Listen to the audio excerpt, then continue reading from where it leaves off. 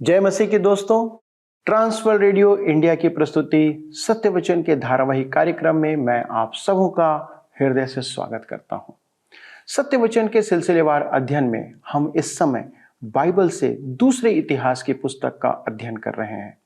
आज के समय में परमेश्वर के बारे में बात करना कुछ लोगों के लिए कठिन होता है।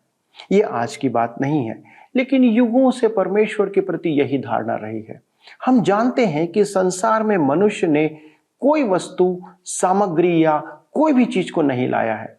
जो कुछ पृथ्वी पर है उसको अपने उपयोग के लिए उसने रूपांतरित किया है, उपयोग करता है और उसे बर्बाद भी करता है।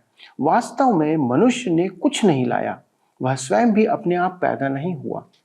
जब हम किसी चीज को बनाते हैं तो उसके निर्माण को एक पहचान देते हैं। यदि हम उसे पहचान देते हैं तो क्या हमारा बनाने वाला कोई नहीं है जो हमें क्या एक पहचान ना दे? मित्रों, हम बंदर से विकसित नहीं हुए हैं, किसी ने हमें बनाया है, आपको और मुझको बनाया है। बाइबल इस बात को कहती है और वह परमेश्वर है। सत्य वचन में हम इसी परमेश्वर की चर्चा कर रहे हैं जिसने हमें अपने हाथों से रचा है। वह आज भी क्रियाशील है, अन्यथा हम अस्तित्व में नहीं होते। उसके कार्य मानव जीवन में दिखते हैं। हम इस समय बाइबल से, इतिहास की पुस्तक से उसके कुछ महान कार्य को सीख रहे हैं जो उसने हिजकिय्याह के जीवन में किया। मित्रों, यदि इतिहास सत्य है और इस बात का गवाह है तो वह आपके जीवन में भी उसी प्रकार कार्य करेगा। आइए जाने कि वह कैसे हमारे जीवन में हस्तक्षेप करता है। आइए अपने अध्ययन में आगे बढ़ें। प्रिय मित्रों, हिजकिय्याह विश्वासी ही नहीं, प्रार्थनाशील मनुष्य भी था। अध्याय 32 में ऐसा प्रतीत होता है कि परमेश्वर ने यहूदा राष्ट्र को परमेश्वर की आशीषों के प्रकाश से निकालकर विनाश के अंधकार में प्रवेश होने दिया। अश्शूर सन्हेरीब फिर आया और वह यरूशलेम पर आक्रमण करने की तैयारी में था। उसने निवासियों को डराना आरंभ किया। आइए हम पढ़ेंगे दूसरा इतिहास 32 अध्याय के 1 पद। लिखा है, इन बातों और ऐसे प्रबंध के बाद अश्शूर के राजा सन्हेरीब ने आकर यहूदा में प्रवेश कर और गढ़ वाले नगरों के विरुद्ध डेरे डालकर उनको अपने लाभ के लिए लेना चाहा। हिजकिय्याह ने नगर को दृढ़ तो बनाया था, परंतु उसका विश्वास परमेश्वर पर ही था। उसने अपनी प्रजा को भी परमेश्वर पर भरोसा रखने के लिए प्रोत्साहित किया। दूसरा इतिहास 32 उसके 7 और 8 पद में लिखा है, या बांधो और दृढ़ हो, तुम न तो अश्शूर के राजा से डरो और न उसके संग की सारी भीड़ से, और न तुम्हारा मन कच्चा हो, क्योंकि जो हमारे साथ है वह उसके संगियों से बड़ा है। अर्थात उसका सहारा तो मनुष्य ही है, परंतु हमारे साथ हमारी सहायता और हमारी ओर से युद्ध करने को हमारा परमेश्वर यहोवा है। इसलिए प्रजा के लोग यहूदा के राजा हिजकिय्याह की बातों पर भरोसा किए रहे। सन्हेरीब ने अपने प्रतिनिधि भेजकर जनता को भयभीत करवाना और साहस को तोड़ना तथा परमेश्वर में उनके विश्वास को डगमगाना चाहा। तब हम आगे पढ़ते हैं। दूसरा इतिहास 32 उसके 14 और 15 पद में लिखा है, जितनी जातियों का मेरे पुरखाओं ने सत्यानाश किया है, उनके सब देवताओं में से ऐसा कौन था जो अपनी प्रजा को मेरे हाथ से बचा सका हो? फिर तुम्हारा देवता तुमको मेरे हाथ से कैसे बचा सकेगा? अब हिजकिय्याह तुमको इस रीति भरमाने अथवा बहकाने ना पाए और तुम उसकी प्रतीति न करो, क्योंकि किसी जाति या राज्य का कोई देवता अपनी प्रजा को न तो मेरे हाथ से और न मेरे पुरखाओं के हाथ से बचा सका। निश्चय ही तुम्हारा देवता तुमको मेरे हाथ से नहीं बचा सकेगा। मित्रों, सन्हेरीब ने उनके आत्मविश्वास को तोड़ने के लिए पत्र भी भेजा। दूसरा इतिहास 32 के 17 पद में लिखा है, फिर उसने ऐसा एक पत्र भेजा जिसमें इस्राएल के परमेश्वर यहोवा की निंदा की ये बातें लिखी थी।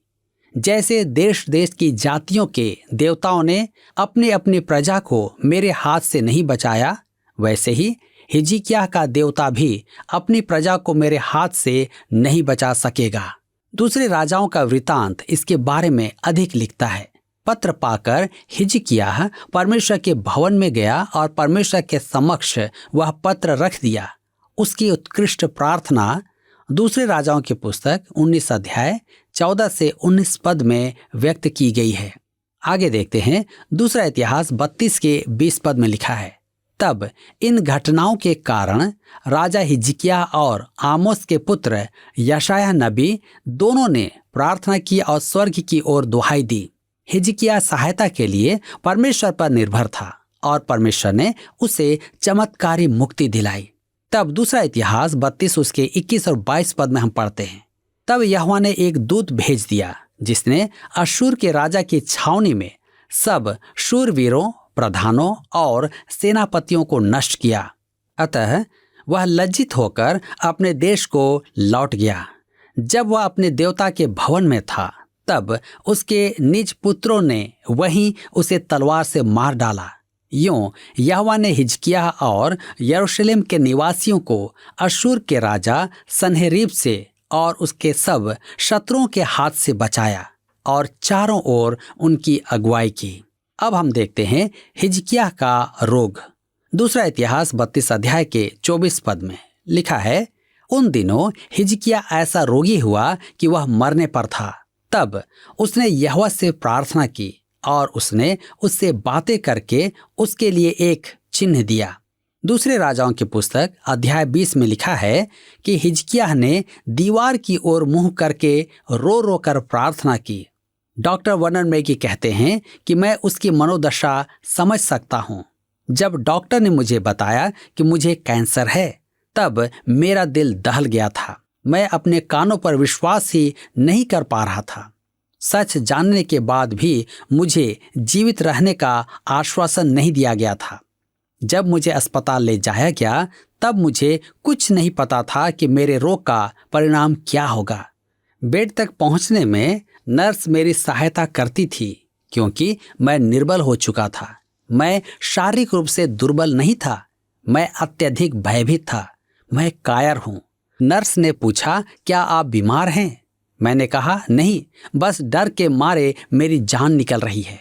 वह एक मसीही नर्स थी। उसने मुस्कुरा दिया। मैंने उससे निवेदन किया कि वह मुझे कुछ समय अकेला छोड़ दे। मैंने दीवार की ओर मुंह किया, ठीक वैसे ही जैसे हिजकिय्याह ने किया था, और रो रो कर परमेश्वर को पुकारा। मैंने उससे कहा कि मैं मरना नहीं चाहता। मेरे मित्रों, मेरा विश्वास है कि जब हम रोगग्रस्त हों तब हमें परमेश्वर के पास जाना चाहिए और प्रार्थना करनी चाहिए, वरन औरों से भी प्रार्थना करानी चाहिए। मैं विश्वास द्वारा चंगाई में विश्वास रखता हूँ, परंतु विश्वास द्वारा चंगा करने हारों में नहीं। मैं जानता हूँ कि परमेश्वर चंगा करता है। मेरी एक जानकार महिला ने मुझे पत्र लिखा, मैं आपकी चंगाई के लिए प्रार्थना नहीं करूँगी। मैं जानती हूँ कि आप प्रभु के पास जाने के लिए तैयार हैं। मैं प्रार्थना कर रही हूँ कि वह आपको घर ले जाए। मैंने शीघ्र ही उससे पत्र लिखा, देखिए, आप यह काम परमेश्वर के हाथ में छोड़ दीजिए। उससे कहने का प्रयास मत कीजिए कि मुझे कैसा लगता है। मैं मरना नहीं चाहता हूँ, मैं जीवित रहना चाहता हूँ। मैं जितना जी सकूं उतना जीना चाहता हूँ। हिजकिय्याह की भी यही स्थिति थी। केवल परमेश्वर ही उसकी सहायता कर सकता था।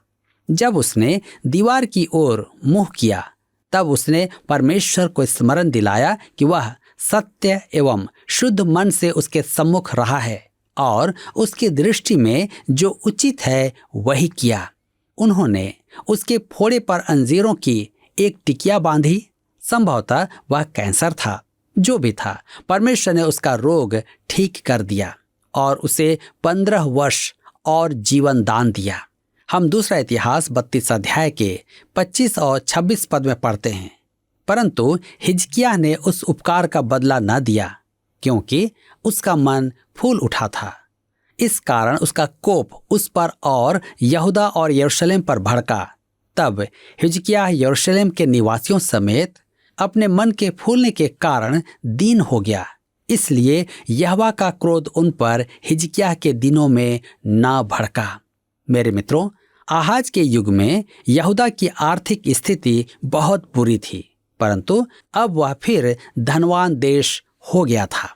दूसरा इतिहास 32 के 27 में लिखा है, हिजकिय्याह को बहुत ही धन और वैभव मिला और उसने चांदी, सोने, मणियों, सुगंध द्रव्य, ढालों और सब प्रकार के मन भावने पात्रों के लिए भंडार बनवाए। उसने बड़ी भारी मूर्खता की कि बेबीलोन के राजदूतों को अपना भंडार दिखा दिया, जिसे हम दूसरे राजाओं की पुस्तक 20 अध्याय उसके 12 से 19 पद में पाते हैं। इस घटना पर परमेश्वर ने क्या कहा, आइए देखें। दूसरा इतिहास 32 अध्याय के 31 पद में लिखा है, तो भी जब बेबीलोन के हाकिमों ने उसके पास उसके देश में किए हुए अद्भुत कामों के विषय पूछने को दूत भेजे, तब परमेश्वर ने उसको इसलिए छोड़ दिया कि उसको परखकर उसके मन का सारा भेद जान ले। मित्रों, उचित नहीं कि मैं ऐसा कहूं, परंतु हिजकिय्याह उसी समय मर जाता तो अच्छा होता। उसे परमेश्वर ने जीवन दान दिया तो उसने 3 मूर्खता के काम किए। उसने बेबीलोन के राजदूतों को अपना वैभव दिखाया, जिसके कारण भविष्य का संकट निश्चित हो गया था। उसके पुत्र उत्पन्न हुआ, मनश्शे, जो एक महादुष्ट राजा हुआ। उसने अपने अंतिम समय में उदंडता और दुस्साहस दिखाया। उसका मन घमंड से भर गया था। दूसरा इतिहास 32 के 25 पद में लिखा है, परंतु हिजकिय्याह ने उस उपकार का बदला न दिया, क्योंकि उसका मन फूल उठा था। इस कारण उसका कोप उस पर और यहूदा और यरूशलेम पर भड़का। आप देख रहे हैं कि यदि हिजकिय्याह रोगावस्था में मर जाता तो अच्छा होता। वह वास्तव में परमेश्वर का नियुक्त समय था। यही कारण है कि अति सावधान रहना चाहता हूं। परमेश्वर ने मुझे बचाया है और मैं उसे लज्जित करने के लिए कुछ नहीं करना चाहता हूं। मेरे मित्रों, यह एक अद्भुत अध्याय है। हमारे पास एक अद्भुत स्वर्गीय पिता है। आइए अब देखें हिजकिय्याह की मृत्यु। दूसरा इतिहास की पुस्तक 32 अध्याय उसके 32 और 33 पद में लिखा है, हिजकिय्याह के और काम और उसके भक्ति के काम आमोस के पुत्र यशायाह नबी के दर्शन नामक पुस्तक में और यहूदा और इस्राएल के राजाओं के इतिहास की पुस्तक में लिखे हैं। अंत में हिजकिय्याह अपने पुरखाओं के संग सो गया और उसको दाऊद की संतान के कब्रिस्तान की चढ़ाई पर मिट्टी दी गई और सब यहूदियों और यरूशलेम के निवासियों ने उसकी मृत्यु पर उसका आदर मान किया। उसका पुत्र मनश्शे उसके स्थान पर राज्य करने लगा। मेरे मित्रों, मैं जागृति के विषय कुछ समय चर्चा करना चाहता हूँ।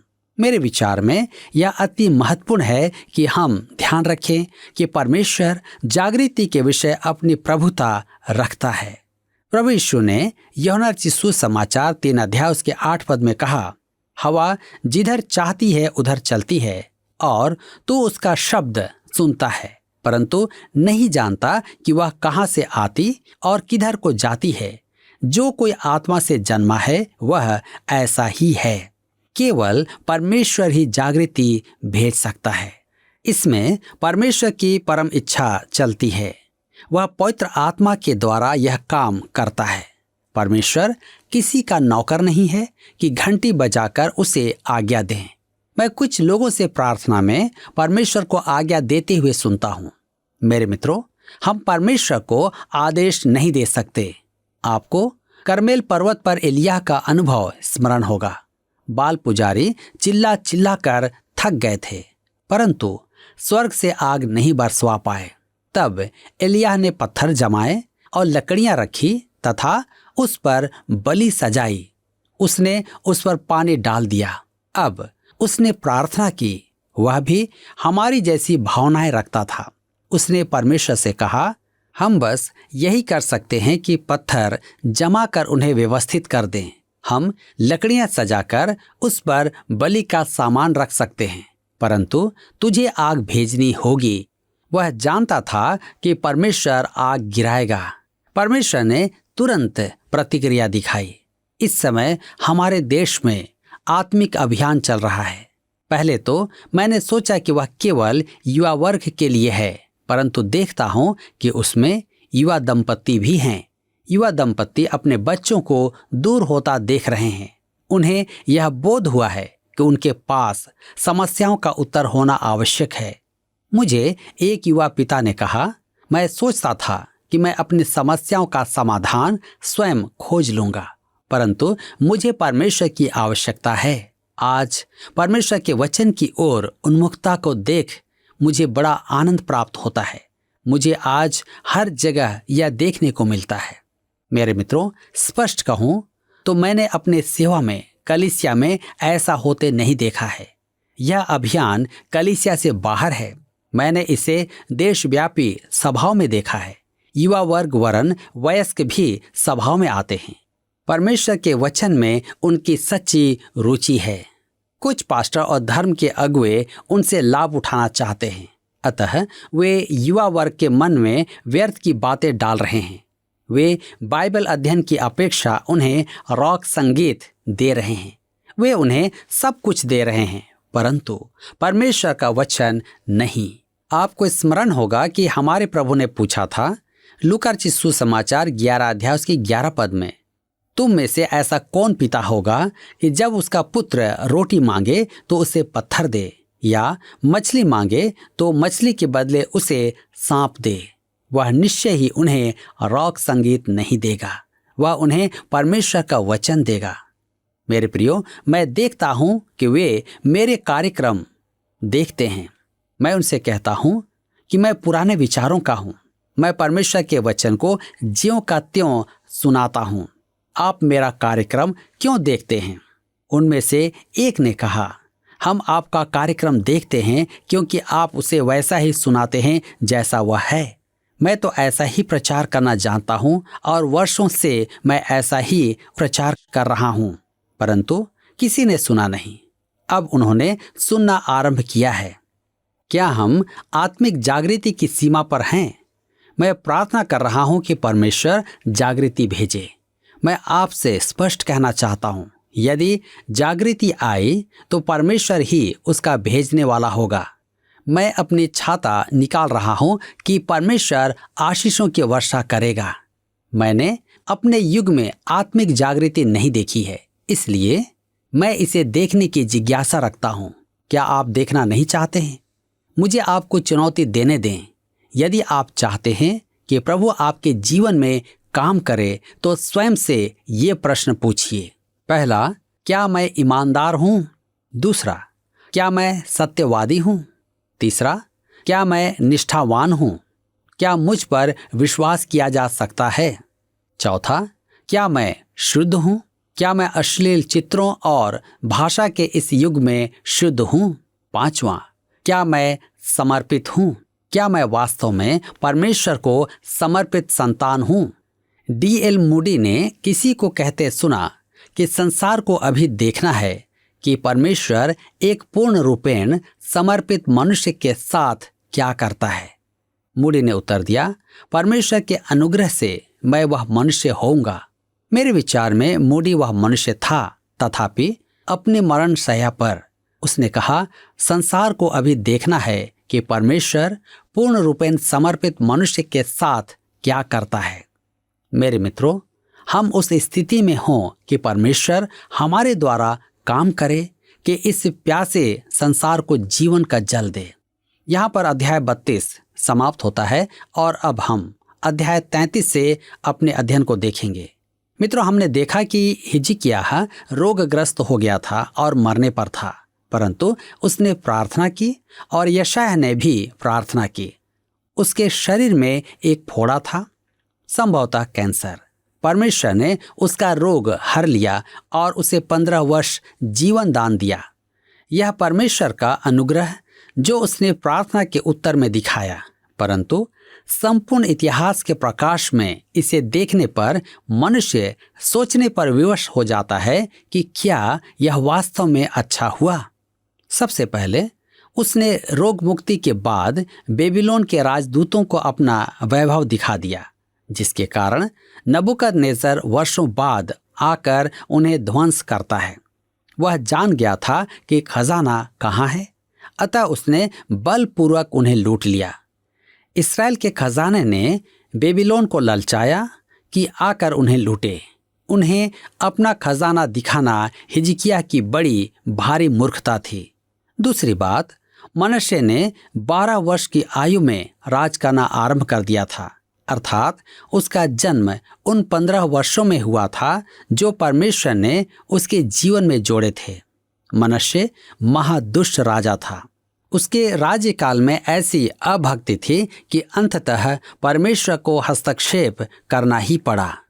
दूसरा इतिहास 33 अध्याय उसके 1 और 2 पद में लिखा है, जब मनश्शे राज्य करने लगा तब वह 12 वर्ष का था और यरूशलेम में 55 वर्ष तक राज्य करता रहा। उसने वह किया जो यहोवा की दृष्टि में बुरा था, अर्थात उन जातियों के घिनौने कामों के अनुसार जिनको यहोवा ने इस्राएलियों के सामने से देश से निकाल दिया था। यह कैसी विचित्र बात है। हिजकिय्याह सबको धार्मिकता के प्रति जागृत किया। उसका पुत्र सत्ता संभालता है और वह सबसे बुरा राजा हुआ। मेरे मित्रों, आप यह भेद कैसे समझाएंगे? मैं आपको भेद की बात बताता हूं, इसकी व्याख्या तो नहीं कर सकता। आज मेरे चारों ओर कुछ ऐसी बातें हो रही हैं जिन्हें मैं समझा नहीं सकता। कभी कभी मैं एक बहुत ही अच्छे मसीही परिवार के बारे में सुनता हूं कि पुत्र या पुत्री सबसे विद्रोह कर चुकी है, जबकि माता पिता बहुत ही अच्छे मसीही माता पिता हैं। जब आप संपूर्ण देश में युवाओं को आवारा घूमते देखते हैं तो यही निष्कर्ष निकालते हैं कि वे घर में दुष्चरित्र रहे होंगे।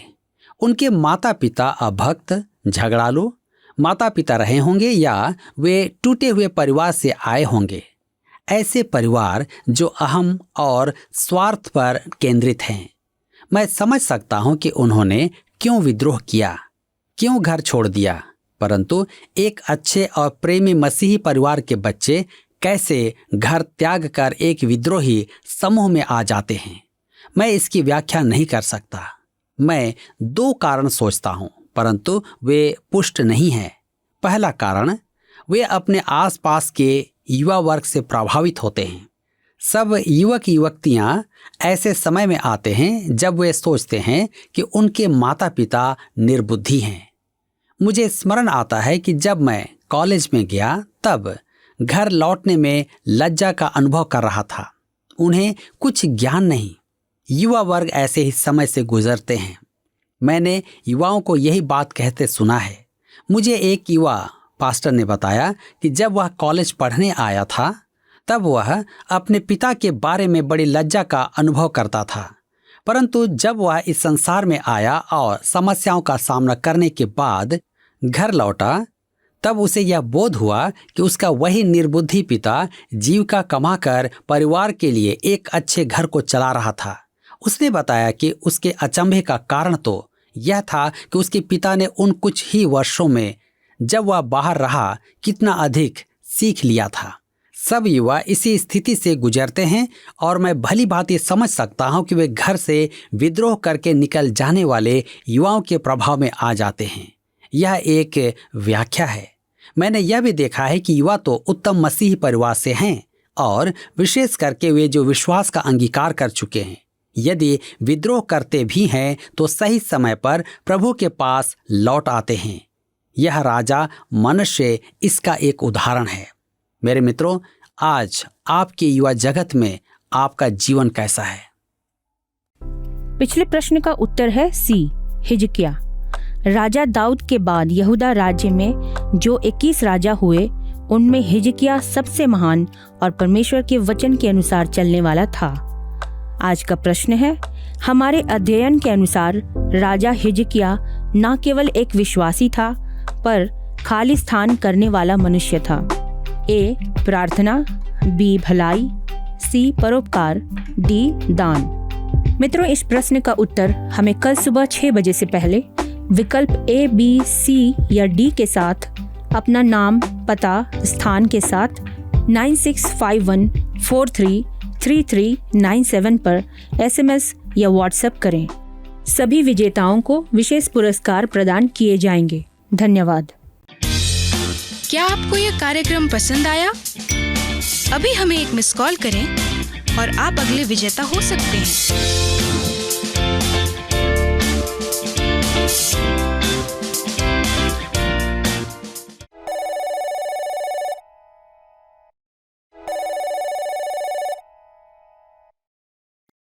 दोस्तों, क्या आप कल्पना कर सकते हैं कि जिस व्यक्ति का या जिस मनुष्य का जीवन खत्म सा हो गया था, उसे 15 वर्ष अधिक जीने का मौका मिला, और ऐसा मिल जाए तो कितनी अद्भुत बात है।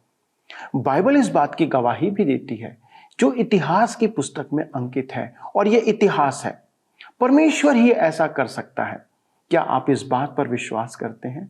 बाइबल उन सब के लिए प्रतिज्ञा करती है जो प्रभु यीशु मसीह पर विश्वास करते हैं कि वे यदि मर भी जाएं तो भी जीवित रहेंगे।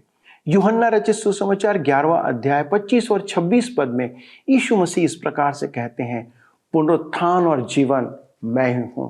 जो कोई मुझ पर विश्वास करता है, यदि वह मर भी जाए तो भी वह जिएगा, और जो कोई जीवता है और मुझ पर विश्वास करता है, वह अनंत काल तक ना मरेगा। दोस्तों, क्या ऐसा हो सकता है? मेरे प्रियो, यीशु मुर्दों में से जी उठा। वह परमेश्वर है, और वही इसकी प्रतिज्ञा भी करता है। बाइबल में जो कुछ लिखा है, आज तक वह सब कुछ पूरा हुआ है। लेकिन एक बात आप जान लें कि मसीह परिवार में पैदा होना यीशु पर विश्वास का प्रमाण नहीं है।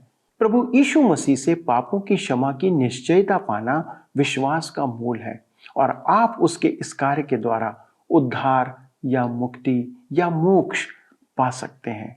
यदि आपने इसे अब तक अनुभव नहीं किया है तो आज आपके लिए अवसर है, और यदि आप इसे अनुभव कर चुके हैं तो जैसा हिजकिय्याह ने 15 वर्ष जीवन पाया, आप सदाकाल का अनंत जीवन प्रभु यीशु मसीह में पा सकते हैं। मित्रों, आज की उपस्थिति के लिए आपको एक बार फिर से धन्यवाद। मुझे आशा है कि आपने इससे अनेक आशीषों को प्राप्त किया होगा, और मेरी विनती है आपसे कि प्लीज अपना फोन उठाएं, इसी वक्त हमें एक मिस कॉल करें इस नंबर पर। और यदि आपके पास कोई प्रार्थना के निवेदन है या कोई ऐसी गवाही है जो आप हमारे साथ बांटना चाहते हैं, तो कृपया हमारे नंबर पर हमें फोन करें, SMS करें, या फिर आप हमें पत्र भी लिख सकते हैं। प्रभु आपको बहुत बहुत आशीष दे, और कृपया प्रभु के साथ चलते रहें। धन्यवाद।